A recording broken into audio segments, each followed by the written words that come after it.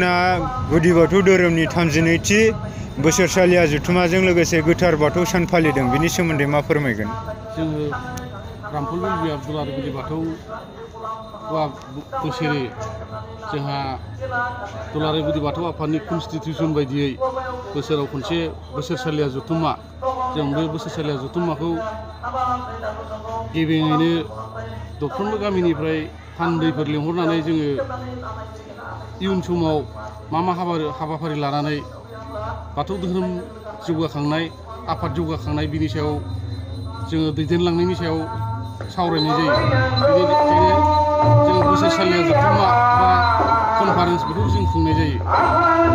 बेजों लोगोसे जों बे कनफारेन्सआवनो धोरोम जौगानायजों लोगोसे जोंनि दिनैनि समाज बिथिं, धोरोम बिथिं, रांखान्थि बिथिं मोनफ्रोमबो बिथिङाव नोजोर बोनानै थान्दै मेलाव जों सावरायनाय जायो आरो इयुन जोलैफोरखौ जोङो फोसाबलांनायनि माखासे हाबाफारिफोरखौ जोंनि दुलाराय गुदि बाथौ आफादा रामफल बिल बियाब हिसाबै लाफादेरनाय जायो।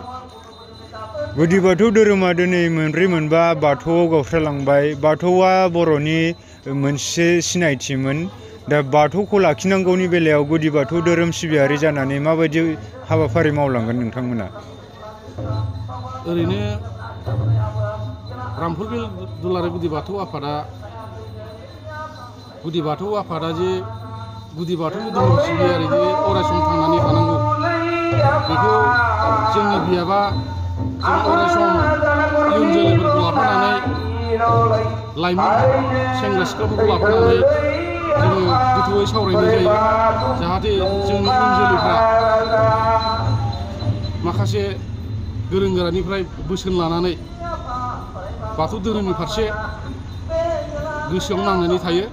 बे हाबाफारिखौ जों रामफल बिल दुलाराय गुदि बाथौ आफादा लानाय जायो। दिनै नोंथांमोननि बबेबा आफादनि बोसोनगिरिफोरा फोरमायाबाबो दिनै दौदिनिया गावनि क्रियानि गेजेरजों बाथौनि सोमोन्दै फोरमायो। बे गमामायैनो बर' हारिनि गोदो जोनोमनिफ्रायनो दिनैसिमबो दं होनना नोंथाङा सानो नामा? नंगौ सानो। मानो होननानै बुङोबा जों उन्दै समनिफ्रायनो जोंनि आइ आफामोनहा खिथालांनाय बायदिब्ला बाथौ धोरोमा जे गोजामथार मोनसे धोरोम आरो बियो जोंनि मिन्थिनो मोननायाव बा जोंनि सान्थौगिरिफोर बुंनाय बायदिब्ला बाथौ धोरोमा बर' जाथिया जोनोम जानायजोंनो फैफानाय होननानै जों साननानै